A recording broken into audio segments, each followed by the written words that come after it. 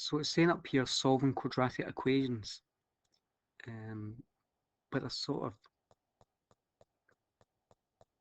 preliminary that comes before this. So before we can solve them, we need to do something else. So, right, we're only dealing with the variable x here. Now, later on, you'll find out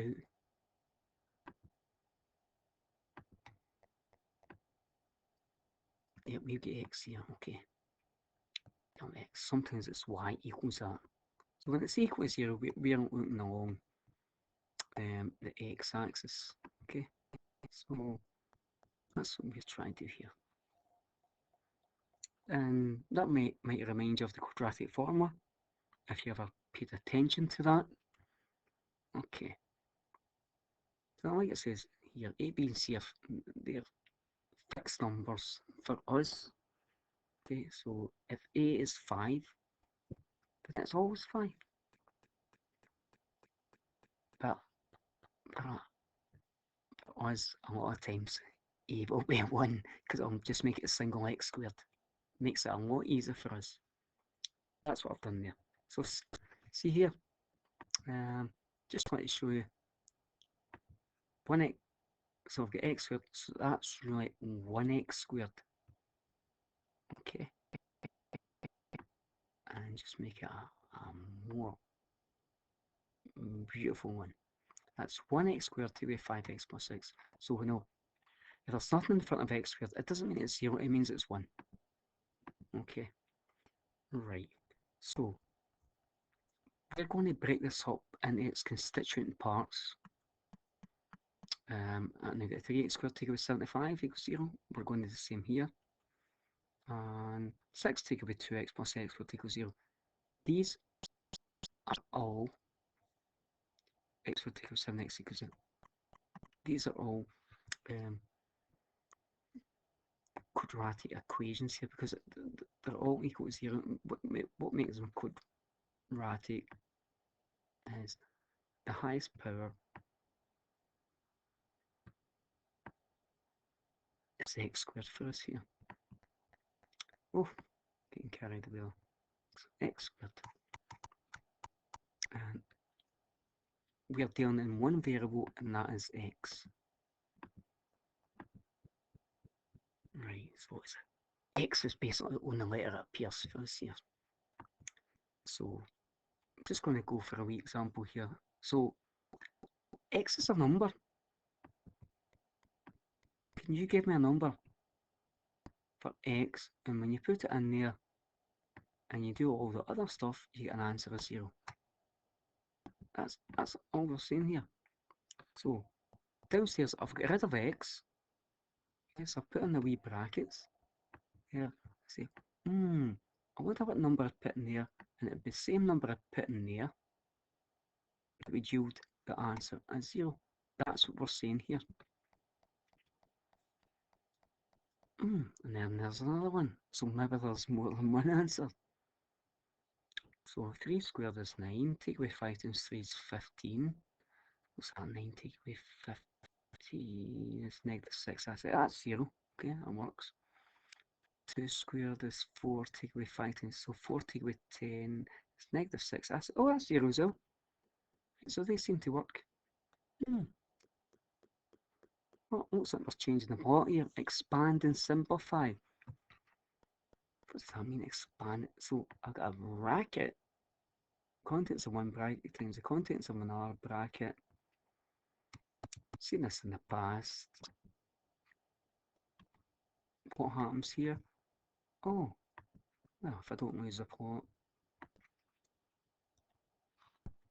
what happens is, I just want to show you here, a lot of people don't like this.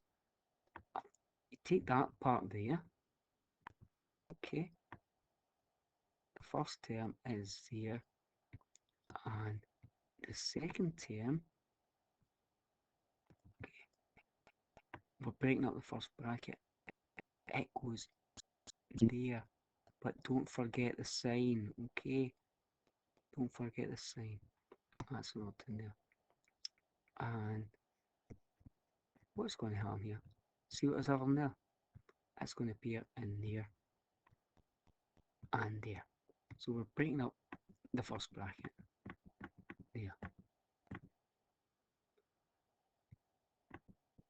Right, okay. And I hope I've not went to the start. Oh, right, okay.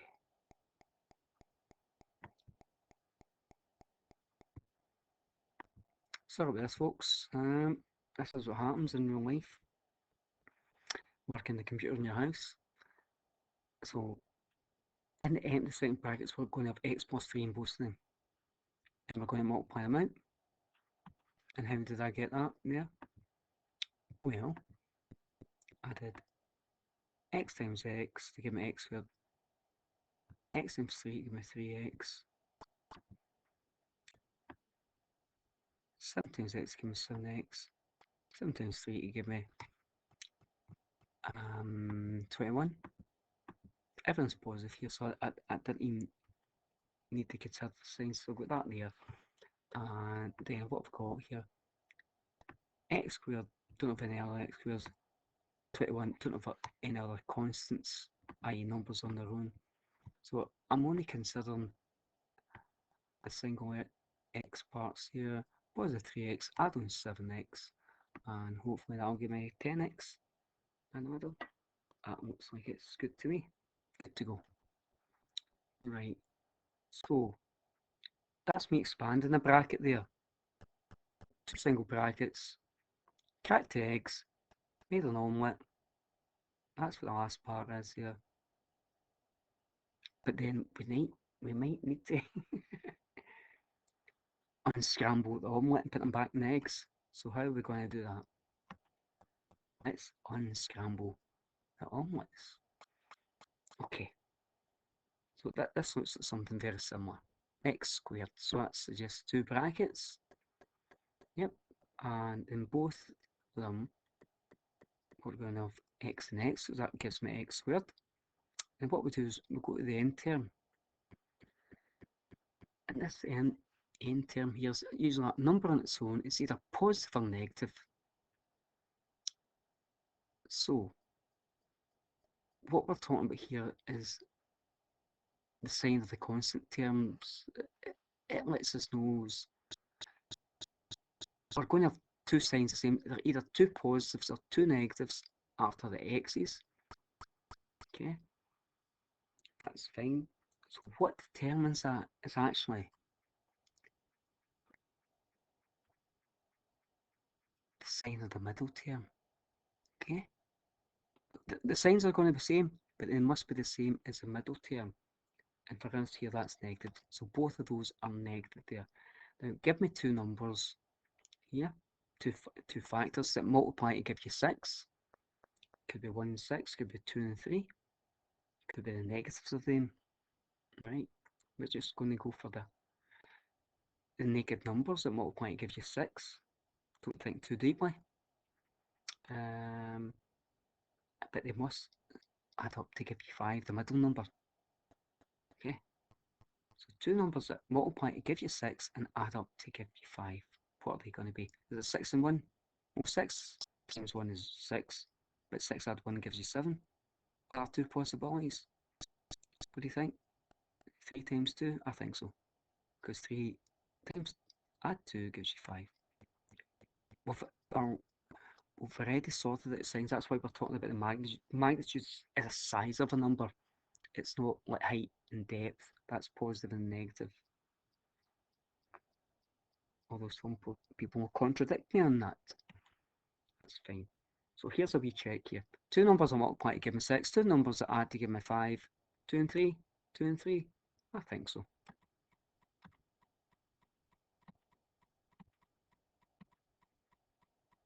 And I'm just putting down, without any workings outside, that is us. We have done factorise it fully. Multiply out the brackets, and you'll get the top line. X squared to give me 5x plus 6. Right, let's go for another one. Okay, two brackets. X, Right, what we're looking at here, number at the end, it's positive, so the signs will be the same next to the x's to the right hand side of both of the x's. They must be the same as the middle term. Okay, so both are positive. Right, two numbers that multiply to give you 12 and add up to give you 7. So you're racking your brains here. Is it 12 times 1? Is it 6? 12 times 1 will give you, and add them, we get 13. 6 times 2 gives you 12. Put 6 and 2 give you, they would add to give you 8. 4 times 3? 3 times 4, they add to give you 7. So it looks like that's a choice here. It is indeed. So this is a check on the right hand side here. This is what we're checked. So you can put the 4 and 3 in either bracket because they both have the same signs. That's fine. That's it. Done. Factorised. That's you. Okay.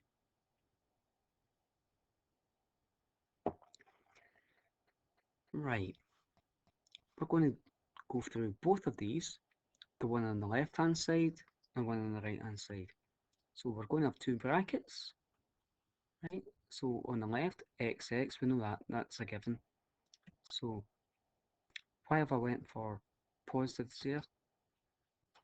Because in both of them, in both of these, we know the signs are going to be the same in the bracket. That's fine. But what we'll look at here, because we know the signs are going to be the same here and here, the signs are going to be the same as that there. Right. So both signs are positive here. So after x, we're getting me pluses here. Now we're looking at for two numbers that multiply to give me 40 and add up to give me 13. Right. So I could have 40 times 1, but that would give me 41 if I added them. I could have 20 times 2, but that would add up to give me 22. I could have 10 times 4, it would add up to give me 14. I'm getting closer. Okay, so it doesn't look like that. So why don't I have 10, get 5, and double 4 to get 8? 5 and 8. 5 and 8 gives me 13, so they seem to work. Right. So a lot of this, folks, is you need to do a little bit of hard work and think about the factors of 40. Okay. And you can get lots of factors that multiply, but then you need to test them individually. Or sorry, in pairs to add up to give you the same return of 13. So that one's done. Right, let's move across to the right hand side. Right, it's going to be x and x. I can see here that's positive. So this sign and this sign are going to be the same. Well, they're actually going to be the same as this. So it means they're going to be both negative. Right, so get them in. Okay, so now we're looking at two numbers that multiply to give you 14, but add up to give you 9. Alright, what we got? We could have 14 and 1. So 14 add 1 is 15. Right, that's not a good choice. So I think the only other two factors I can think of is 2 and 7. 2 times 7. 2 times 7 gives you 14. And 2 add 7 gives you 9. So that looks like a good choice. And it doesn't matter which one you put in either bracket because the signs are the same. So I've just put them there. That's us done. Brilliant. Right, okay. Something's a wee bit different here. What's different?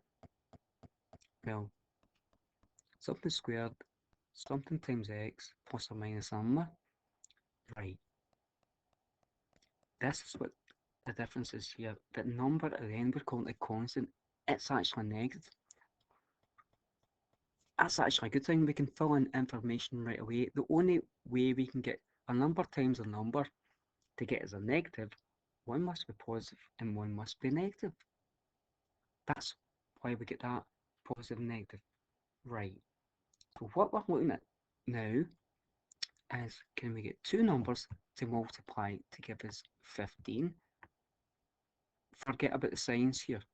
Okay? Forget about the signs. We're only interested in the magnitude, size of the number.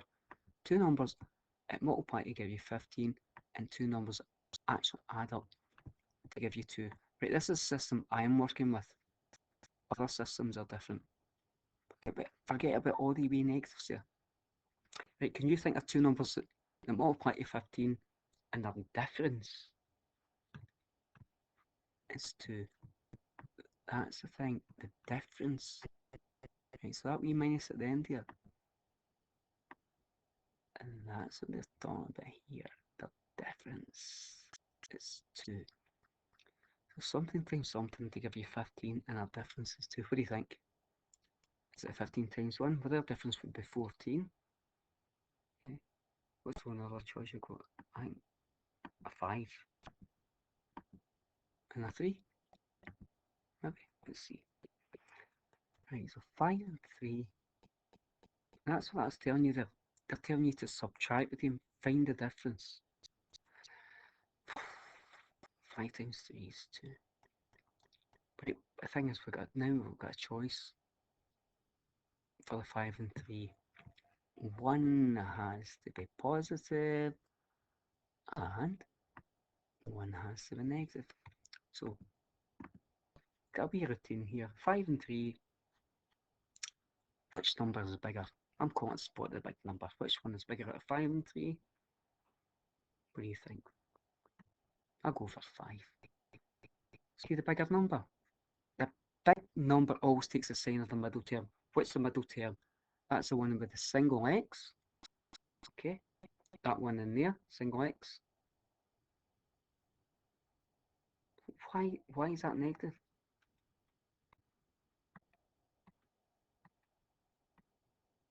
Because the single x, that was negative. 5 was our big number. Okay. So I'm saying that's negative 5. That's plus 3. And I just want to point out here, see if I do a wee sum here. What's positive 3 take away 5? What do you think the answer is? Use your calculator. Is it negative 2?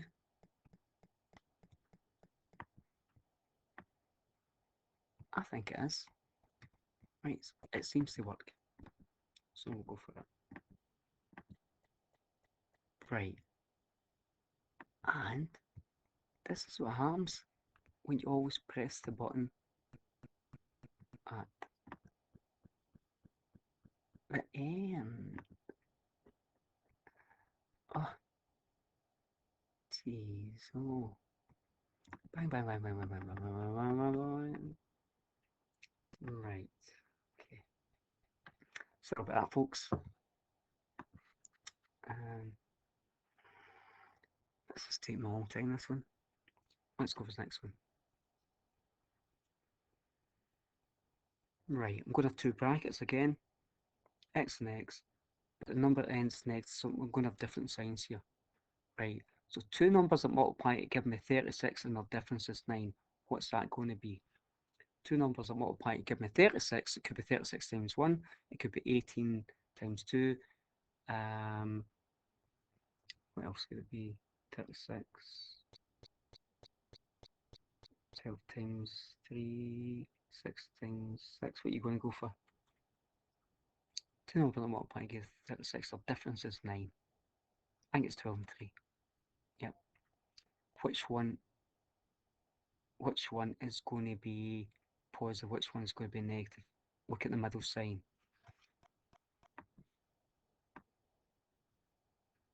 The middle sign is positive. That's telling you the bigger numbers is going to be positive, okay? And looks like we're going to have plus 12 in here. It is indeed. There you go.